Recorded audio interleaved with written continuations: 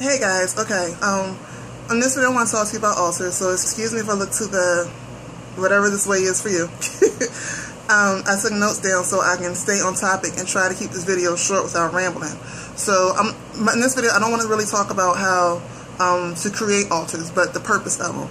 And you know, the purpose of any altar is for two different energies to meet for the purpose of devotion, creation, and admiration. And all of them go together. So, in that being said, when you're putting an altar together, what you're doing is creating a space where your energy can meet another energy or a higher energy of yourself for the purpose of adoration, honoration, and future creation, or actually not even future creation, because that's what you're going to end up doing is creating. In that respect, you have to be careful where any two energies come together. Your bed can be an altar, your couch can be an altar, your phone can end up being an altar when you're having a conversation with somebody and you're honoring each other's words and you're building a conversation and you end up creating and ideas start flowing. You have just created an altar with your phone, because that's what an altar is. It's just a place where different energies, two or more, at least two, because it's your energy and then the other energy you're pulling in, come together to create or admire or honor. So that covers. Okay, so next is idols. You know, idols are, you know, statues or representatives of the gods and goddesses. And one statue that I have, I might as well. Can you see her? Can you see my little Venus statue? Okay, my little Venus statue. I've been wanting one for a long time, and finally, when Glammy was in town, we took a trip down to see. Well, she was in town visiting Akashic Inspirations, Marianne, and I took a trip down to see them, and we got to do some things, and I actually found my Venus statue, which I've been wanting forever. But in saying that, because again I'm rambling, idols are symbolisms. Now, in saying this, if you're in a particular spiritual path, follow the traditions, the ways, and understanding of that path, because especially when you're working with altars, because that's the spiritual contract you made. I have no connections to anyone, so that's that. But idols are just symbolisms. They're not the actual thing.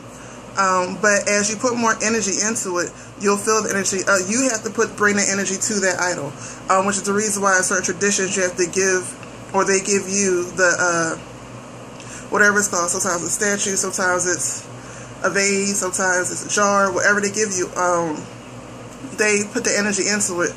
So you have the energy to put on your altar. But that's all it is. It is symbolism for you to connect to a certain energy. So, and as far as idols, it could be a picture, it could be a statue, it could be something like a feather, anything that's symbolism of that particular energy that you're trying to build with and honor and share. You know, so that goes on there. The fire. The fire has double meanings. The fire is, you know, the fire when you have a candle. I got plenty of candles around here. What's this one? Yeah. The fire, a candle. They represent two things. One, they represent your essence going out to create something, because the fire is burning, and you know, the fire has to either burn the wax or burn the oil to create the fire. So the fire represents creation. The light, you know, for people who read the Bible, they talk about the light a lot, the burning bush, all that stuff. That's what that does. And on the other side, it also represents the God, which when you pull all understandings together, the God, when you take it to the, I guess, more of the scientific thing of it, is nothing more than masculine energy. Well, what is masculine energy? Masculine energy is your action.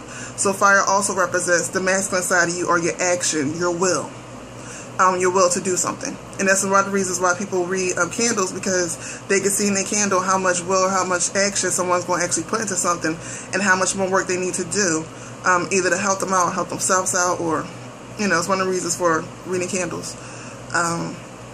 But, you know, in that, so we have the masculine, which is the fire, which is your action, your will, also connected to your ego. I did another video on why you should never talk negative about your ego, because your ego is your will and your action.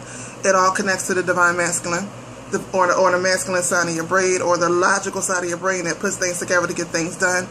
And the water, the cup of water, again, there's multiple things. In a lot of different traditions, they believe the water is the way the spirits can see in. Mainly because you can see through water. You can't really it's kind of like a hidden thing in water where you can see through it. So like through the hidden is the way the spiritual realm is able to see in. Also, it represents the divine feminine, which divine feminine is also representative of the spirit or the subconscious mind or the creative mind. And it represents your desires. What it is that you truly want to experience here. What it is, how you truly feel about things. You know, and desire, my computer loud. I'm sorry, I thought I had this sucker on mute. Let's mute that real fast because that was rude. I apologize. That scared the crap out of me. But yeah, so the water is the divine feminine. So far for your altars, you have your idol, you have your space, which is cleansed, that you dedicate to the energies meeting together. Depending on which energies you want to work with, there's multiple energies. You have your fire, you have your water, you have your idol or your symbolism or your picture. You don't always have to have a picture either. I want to point that out there. But again, if you're in a specific tradition, do it according to your spirituality. For those that are not, this video is more so for them. And I'm already 6 minutes in, so let me hurry this up. Okay.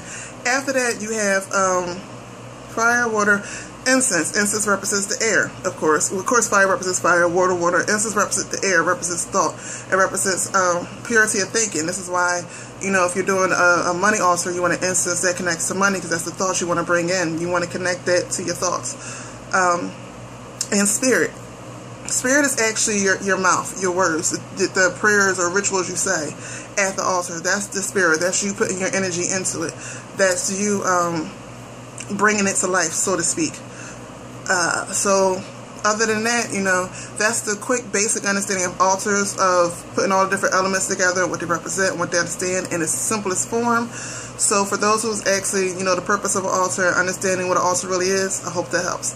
But again, anything can be an altar when you truly understand what altars are. Excuse me. Your bed you have sex in, the phone conversation, your couch. Anything that combines two energies for the purpose of adoration, building, honoration, creation. Okay? Hope that helps. Everybody stay blessed. Peace.